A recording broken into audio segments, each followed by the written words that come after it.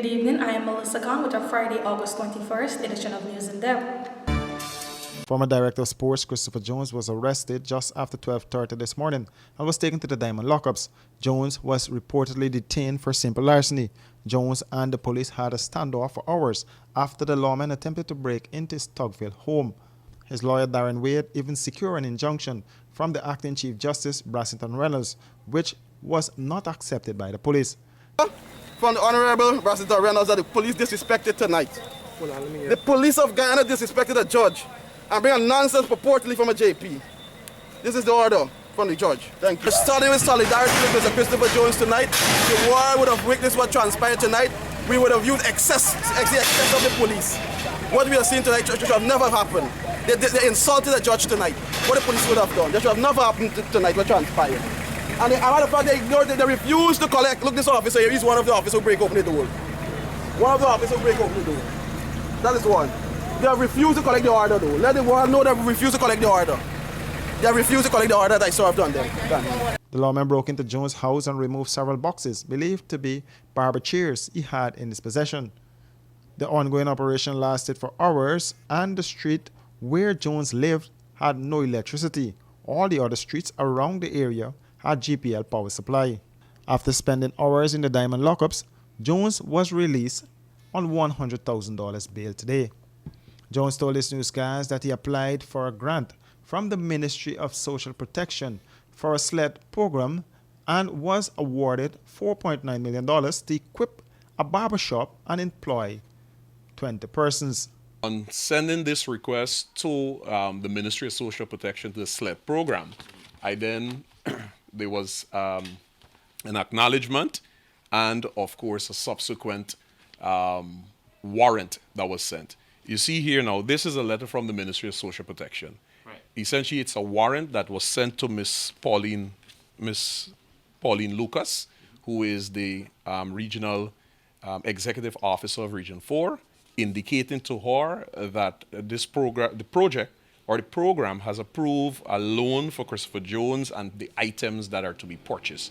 What happens now is a warrant is sent from the Ministry of Social Protection to Region 4, and then Region 4, through their procurement system, of course, persons will have to submit their bids and so forth in order to get through with that. Now, here is the Region 4, the minutes of the Regional Democratic Council Procurement and Tender Administration Board meeting, and this meeting was held on the 24th of May, 2019, RDC office. And in the minutes, you see here it states purchasing of items for barbershop in Festival City, and it states the same items here. And it's listed 18 mirrors, 18 barber chairs, air conditioning unit, and so forth. So Region 4 RDC, with its procurement system, set out to find a person who can supply the item. And once that person has been identified, the person makes the purchase, and then, of course, the RDC communicates with me that the items are available for me to uplift, and I have to sign receiving them. So I did that sometime during the course of last year, receiving the items, and those are the items that I have in my possession. That is how the items are here. So essentially, the items that were removed by the police last evening are my property. You're the beneficiary. I am the beneficiary, right? As shown here in text, having been granted approval from the SLED program, and of course through the RDC Region 4. The project was, however, stalled. He maintained that he has done nothing illegal and he is the rightful owner of the barber chairs. The situation angered residents, and his party's comrades also came out to lend support to Jones. PNC executive member Aubrey Norton did not hold back his feelings as he put the PPP government on notice. They have a Guyana police force. Let's assume they say 2 chairs missing. They could go and collect the law books from Nandalal because it is established that it was bought by the government. But what the Guyana police force seemed to miss this time around is that there is the internet and Facebook, and they will be exposed. So they will not be allowed to behave as how they behaved between 1992 and 2015. It's a different world. Yeah, and you know, And we do expect authority to force, as they said, to act professionally. We don't expect the PP to act professionally because they don't know the word means professionally. AFC executive member David Patterson also expressed his disgust with the police's actions. Well, I don't know, but I think it's one of the lowest points of the police force, to be honest. To be here under these circumstances, to look for stolen assets or whatever they say they're looking for, it really is. The police was better. The intellectual authors, who are the government, they have that's what they would do. But the police force, here you come out here, all these people, apparently they're looking for chairs. Look around you, is this worth the disruption for chairs? More news after this break. Shh. It's your new secret. The all-in-one weapon for perfecting imperfections and capturing flawless skin. A lot of brands forget women of color or just don't understand that we come in all shades. From caramel to ebony, there's such a range. Iman Cosmetics is for every woman and features a line of skincare products and cosmetics including 16 foundation shades, powder, concealer, lipstick, blush, eyeshadow, highlighter and BB cream. Visit us at Lot 75 Swamp Section, Rosal Town. That's behind the market. Or call 337-4422 or 688-9249. Shh.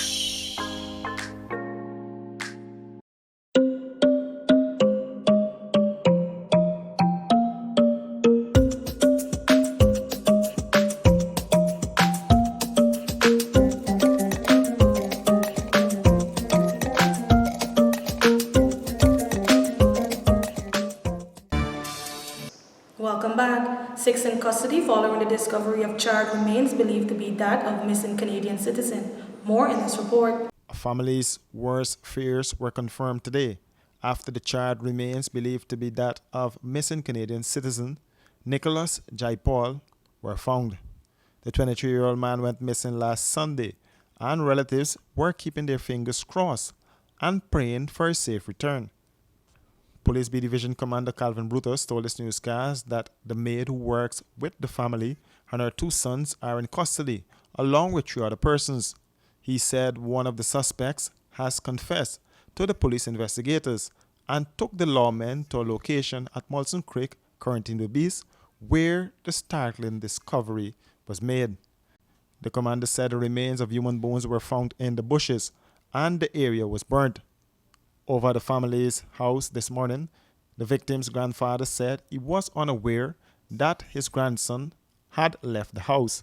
I discovered he missing at 5:30. The 2 maids came, I said, I got a call that the grandson missing. I will go and check. When I go and check, he say, yes, he's not in the room. I went my personally, and I checked, and he was not there. Nick, why? Why you left me, Nick? How you can go? Why people can fool you, Nick? Why? I treat you so good. He described his grandson as very loving and kind and said his grandson had returned to Guyana in February to be with him for a while. He said they both were expected to leave Guyana in May, but this was pushed back due to the coronavirus pandemic. Oh God, they're dying. We can't. This is 4 days I can't eat. Mother can drink water. We can't take it. The police investigations into the matter are ongoing. Shh. It's your new secret. The all-in-one weapon for perfecting imperfections and capturing flawless skin. A lot of brands forget women of color or just don't understand that we come in all shades. From caramel to ebony, there's such a range. Iman Cosmetics is for every woman and features a line of skincare products and cosmetics including 16 foundation shades, powder, concealer, lipstick, blush, eyeshadow, highlighter and BB cream. Visit us at Lot 75 Swamp Section, Rosal Town. That's behind the market. Or call 337-4422 or 688-9249. Shh.